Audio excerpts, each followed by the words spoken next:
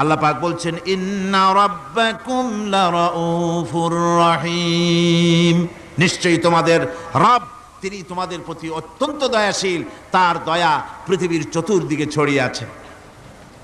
তিনি আমাদেরকে এ কোরআন নাজিল করেছেন, এ কোরআন আমাদেরকে শিক্ষা দিয়েছেন এমন এক রহমান যার দয়া পৃথিবীর চতুর্দিকে সর্বত্র ছড়িয়ে আছে। আল্লাহর দয়া চতুর্দিকে কি ছড়িয়ে আছে কোন?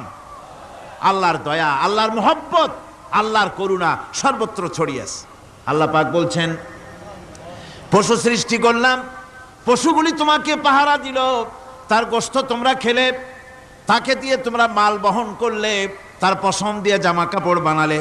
আরো দেখো কি করলাম এই পশু দিয়ে, ওয়া ইন্না লাকুম ফিল আনআমি লাইবরা নুসকিকুম মিম্মা ফি বুতুনিহি মিন বাইনি ফারসিন